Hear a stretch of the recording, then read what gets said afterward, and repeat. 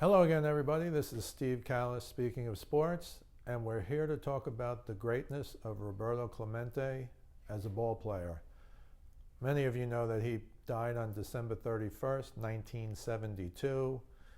He was still playing at a very high level. He was 38 years old, but he so wanted to help people who had been hurt in the earthquake in Nicaragua. Clemente, of course, was a Puerto Rican who lived in Puerto Rico, that he gathered supplies, he got a plane, and on December 31st, 1972, he got on that plane to go to Nicaragua, and he never made it to Nicaragua. He died in the water. His body was never recovered. Terrible tragedy. But Clemente was, in my view, one of the greatest players of all time. So why am I talking about this now? Well, a number of years ago, and the view has always been Clemente couldn't be one of the top 10 or 15 players of all time, which I think he is, because of his lack of power. When you look at his numbers, he only hit 240 home runs. And everyone would say, well, 240 home runs, that's not much.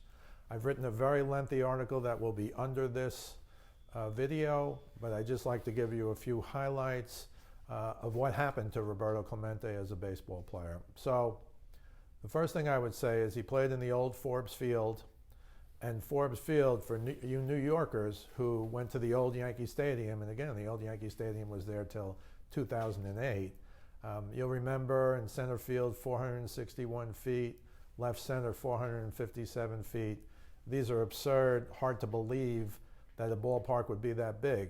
But Forbes Field was like that. In fact, Forbes Field was so big, how about this? You know the batting cage they have before the game, the players go in so the foul balls won't keep going back, and there's a big cage over the home plate when guys are taking batting practice. Forbes Field was so big that they rolled the batting cage out to left center, almost dead center field, and left it on the field during games. They didn't take it anywhere. That's how deep it was in Forbes Field. So the contra to Clemente is Ralph Kiner, who was a great Pirate before Clemente, and he led the National League in home runs like 7 years in a row. And I remember thinking, well, how could this be? What is this about? And here's how this all got started. Duke Snider, many of you know, the great Hall of Fame center fielder for the Brooklyn Dodgers, 407 home runs, excellent power hitter in his own right, was on with Mike Francesa and Chris Russo, Mike and the Mad Dog. I'm going to say this was about 2005, 2006. And during the conversation, one of the hosts said, well, you know, Clemente was great, but he didn't have any power. He hit 240 home runs. And Duke Snider, you know, a quiet, mild-mannered guy who must have been about 80 at the time, cut him off and said, well, hold it now. Clemente had great power. This is a quote now. He played in an airport, close quote.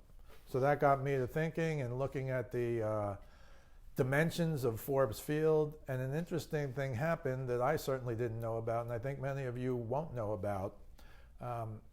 Clemente didn't come up to the majors till 1955, but in 1947, Branch Rickey, yes, that Branch Rickey, who had signed Jackie Robinson, he might not have been there in 1947, but he was there at the end of Kiner's career. They wanted to get Hank Greenberg, a superstar late in his career, to come to Pittsburgh, and they told him, if you come play for us, we'll move the fences in left field. Now, we've heard from time to time the new City Field, they moved the fences around, but here's what they did in Forbes Field in 1947 to make Hank Greenberg agree to come play there. Hank Greenberg was a dead pull hitter, you might know. I think he was at James Monroe. He's definitely a New York kid. I think he went to James Monroe High School. And I'm going to give you the before and after dimensions in Forbes Field. Remember, it was a monstrous park, very hard to hit home runs. And here's what happened when they put in a bullpen in left field to bring the dimensions in. The left field line went from 365 feet to 335 feet, 30 feet in.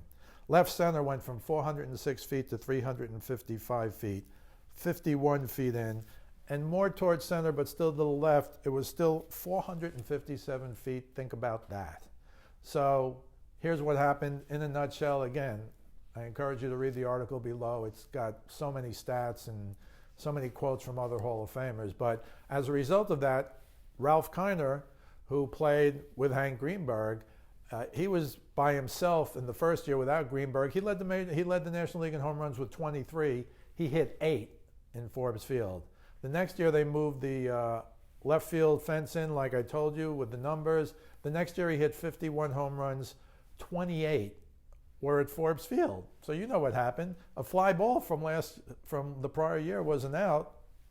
In 47, it was a home run, or in 48. So kind of went on to lead the league in home runs 7 years in a row. Is considered one of the greatest home run hitters of all time. I think he hit 357 home runs in 10 years. Great numbers, right? So what happened to Clemente? Here's what happened.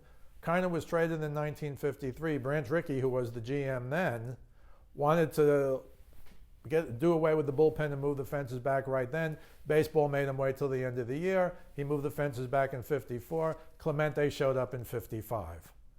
So you know what happened. It was virtually impossible to hit home runs. Even Ralph Kiner in his one full year there only hit 8. The next year he hit 28 with the fences in. So in the article I try and go through, I have about 10 or 15 quotes from Hall of Fame coaches and players, Sandy Koufax. I mean, just great players talking about Clemente's sheer power, which had been poo-pooed, if you will, on the biggest radio station and the biggest radio show in the country for sports talk. And I go into great detail about his tremendous power, including Koufax saying, Clemente stood far away from the plate, he could still hit a home run on a pitch out, for example. Think about that. And if you saw Clemente play or have seen tapes of him, he stood far away from home plate, yet he had tremendous power to the opposite field.